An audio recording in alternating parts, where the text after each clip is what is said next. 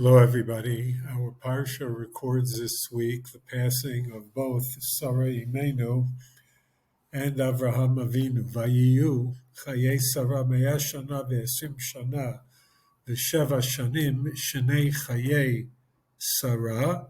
A lot of the Mefarshim ask why, after the enumeration of the 127 years of Sarah, are we told these are the years of her life, Shnei Chayei Sarah. Rashi suggests Kulan Shavin Litova. It's to tell us that all of these years were equal in the goodness that was bestowed upon Sarah Imenu. She dies a very happy death, apparently.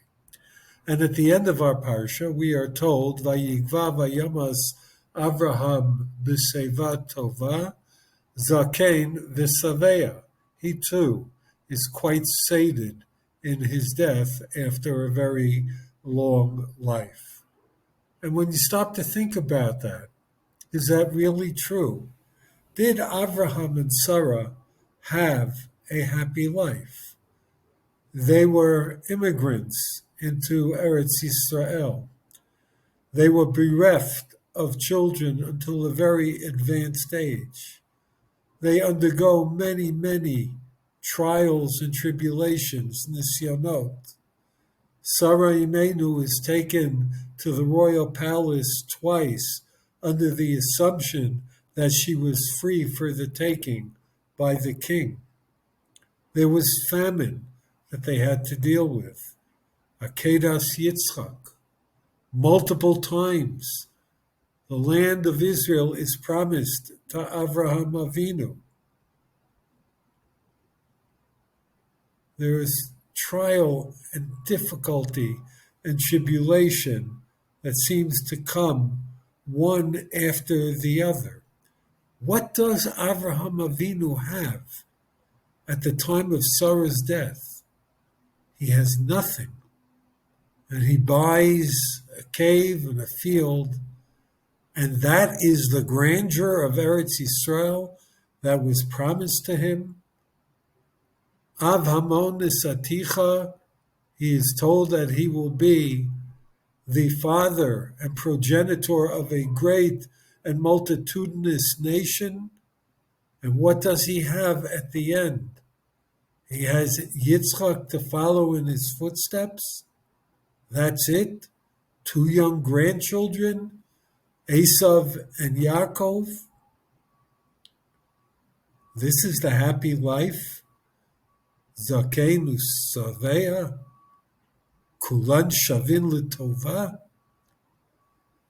Rav Zaks Zatzal from England suggests that our whole notion of being satisfied and happy is incorrect. In fact, the point is to look at the actions that Avraham Avinu took. He took first steps. As for the promise of Eretz Yisrael, he buys a small parcel of land and a cave. It is but step one in what is going to be a very long journey. And as for his offspring, he takes step one in sending forth his trusted servant Eliezer to seek out a wife for his son Yitzchak. Isn't this the spirit of what we are taught in Pirkei Avot? Lo alecha hamelacha ligmar. We don't have to finish the task. We don't have to see everything through to completion in our day. But what we do have to do is move things along, is to take a step. When Avraham is promised, V'Avraham hayo yiyeh l'goy gadol v'atzum, that he will be a great nation, why does God feel comfortable in that promise? Ki yidativ leman asher yitzaveh et panav v'et beito acharav. Not because Abraham's going to finish all that needs to be done personally, but Abraham can be trusted to create a morasha, a legacy, yitzaveh et banav, that he's going to pass on. He will take step one, and the next generation will continue along the path. That's the concept of happiness, that one has done the right thing. It's what Rav Sadia Gaon suggests. When the Torah tells us, Vayiyu Chayei Sarah Me'ah Shana, V'Yasrim V'Sheva, and so forth, that's a reference to Chayei Ha'olam Hazeh.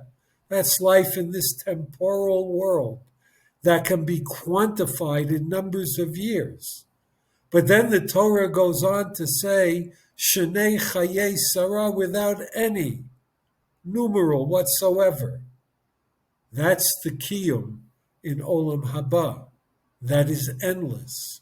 Orech Yamim, Olam Va'ed. That's the morasha. That's the legacy. That's the meaning of Am HaNetzach Lo Mefached. We are fearless because we have been vouchsafed eternity. Not that any one of us will live forever, but we as a nation, of which we are an integral part, each of us individually, are vouchsafed eternity. Happiness is not having everything, but knowing that we have taken steps on the right path in the proper direction. Shabbat Shalom.